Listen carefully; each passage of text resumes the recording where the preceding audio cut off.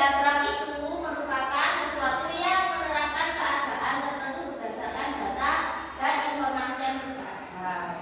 Datanya itu dimasukkan di dalam apa biasanya? Tabel.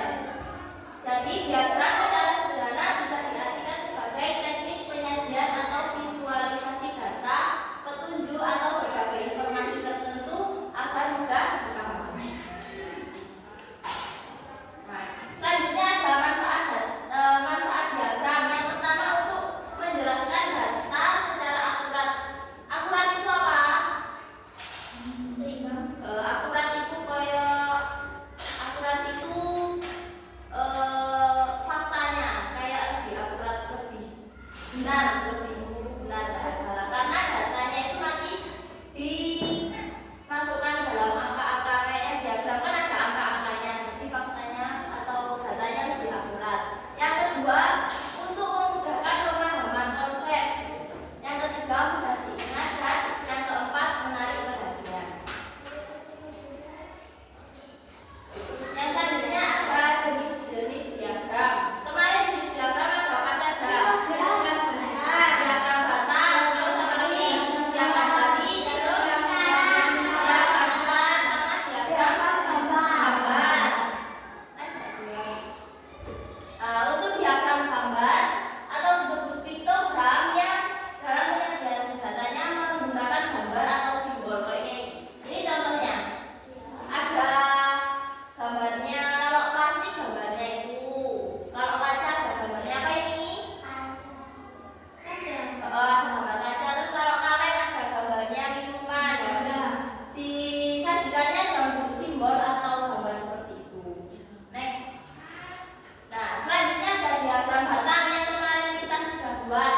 Diagram batang itu digunakan untuk menggambarkan perkembangan nilai dari suatu objek. Diagram batang juga merupakan jenis diagram yang paling sederhana dan banyak digunakan oleh orang. Contohnya seperti ini. Sudah mengerti ya kalau yang diagram batang? Oke, next. Nah, yang selanjutnya ada diagram garis. Nah, diagram garis ini hampir sama kayak diagram batang buatnya biasanya. Biasanya kalau diagram batang kan ininya titik ini kan persegi panjang. Kalau ini cuma di titik tok. Yang membedakannya dikasih garis-garis ini sehingga digunakan.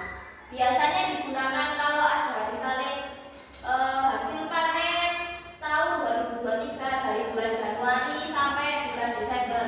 Itu ono naik turune ora lah, mengetahuinya dari garis-garis ini. Next. Nah, yang terakhir ada diagram lingkaran. Diagram lingkaran seperti ini. Biasanya kalau satu lingkaran ini 360 derajat. Biasanya digunakan untuk mengetahui kayak persentase kayak gitu. Nah, setelah ini kalian tugasnya mengumpulkan data. Wawancara ke teman-temannya, teman sekelas. Sudah tahu rambu-rambu lalu lintas? Ya. Nanti di sini kan ada gambarnya. Tanya ke temannya satu-satu. Iki namanya rambu-rambu apa? Terus misalnya temannya tahu, berarti dia dikasih bintang 1.